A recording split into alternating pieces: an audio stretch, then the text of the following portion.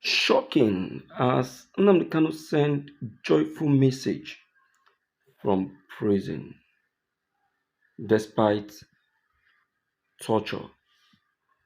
All right. The IPOP leader Mazen Nnamdi Kanu has sent a joyful message from prison despite the torture he's currently undergoing in prison.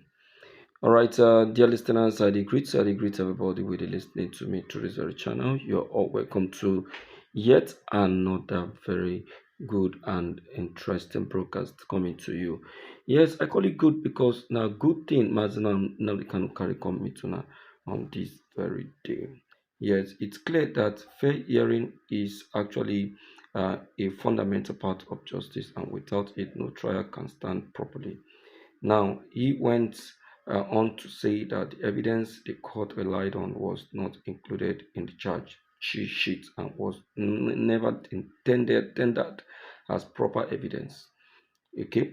He also complained that the court went back to charges that had already been struck out and still referred to them as a part of the basics for the final judgment. From his point of view, these are serious errors that cannot be ignored. If you are watching this, please do me free to subscribe to this very video and hit the like button. Now, after reading this judgment, he said he found many inconsistencies and mistakes that, in the view, destroyed the credibility of the verdict. He therefore called on judges, lawyers, magistrates, and legal scholars who genuinely care about the study who care about to study the judgment carefully. Yes, he asked them to examine why earlier rulings from the High Court in Umuahia, the High Court in Enugu, and the Court of Appeal decisions, okay, from the United Nations and even positions from the Supreme Court were completely ignored. This earlier ruling said that the lawyers used their own old law had already been repealed and should be amended. So the court decision did not reflect that reality in its message. Now, this expressed deep gratitude to everyone who has looked into this very matter, especially those who knows what the law actually is. No matter who it affects or which tribe, religion, or ethnic the person comes from, he said clearly that injustice has just been meted. He thanked the public for standing in gap for him, speaking and defending him despite distance. Now, let us look at this very matter clearly and claimly his life sentence created a major reaction across the country because the court argued on these very basics. Now, the government viewed the situation as a matter of national security, of which the team, on the other hand, maintained that he was convicted using the right law, unsupported evidences, and disregarded judicial process. Issues has become so sensitive. Yes, my dear listeners, his transfer to the Sokoto prisons added another layer of concern. Sokoto is a very far from his home, far from his family, and far from his legal team. Many people worried that this distance may affect his health, safety, and legal rights. His lawyers have openly asked why he was moved too far away when his legal proceedings take place in Abuja and the southeast. The government may argue that any federal prison can be used, but his supporters feel it causes unnecessary difficulties. If you are watching, please do me free to subscribe, as I said. All right.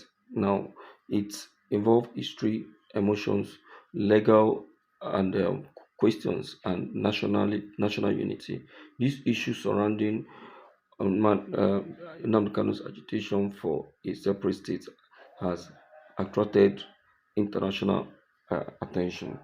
Many communities have experienced fear, economic losses, okay, military presence and tension. Some families have lost loved ones, attacks, protests, or clashes at the same time. So, my dear listeners, I'm saying this again. If you're watching, like, subscribe, and share this very video. Nnamdi Kanu's message appears to be an attempt to shift the focus back to legal principle. He is asking Nigeria not to react emotionally, but to think carefully about fairness. Hmm. justice, constitutional rights, and proper legal procedures. Yes, he also emphasized that this matter should not turn into hate, anger, or division among citizens. If you appreciate balanced analysis like this, please like the video and subscribe. His legal team is preparing to move to the Court of Appeal to challenge the life sentence. They plan to question the constitutionality of the conviction, the use of a repealed law, the issue of evidence, and the inconsistencies with earlier legal rulings. This means the case is entering a new phase, and the coming months will be extremely important. If you want to follow every step of this journey, okay, please subscribe to the channel now as the conversation grow across. So my dear listeners, you can see that the IPOP leader actually have better chances to still win the appeal. Now the federal government, from where they actually judged Nnamdi Kanu from and get their judgment, will now be questioned at the appeal court. And the appeal court, being a very senior court and a reliable court, will now be able to give a proper definition of what uh, that very law that was using, what it stands for, and why the federal government actually make use of it. If what they did was wrong, it will be indicated. If what they did was not wrong, it will be indicated. But don't forget that Nnamdi Kanu quoted according to the constitution when, how that very law was repealed. Yet, Nigerian government, knowing that that very law was repealed, still went on to make use of it. Our motor show on itself as well, will be preparing to face sanction if the appeal courts, speak in defense of Nnamdi Kanu. Because, believe me, it's not going to be easy. Because why? Our motor show will be risking his position internationally. He can only be functioning as a Nigerian lawyer and judge, but internationally, he has lost his complete face because he will lose all the recognitions and positions he has attracted all over the years.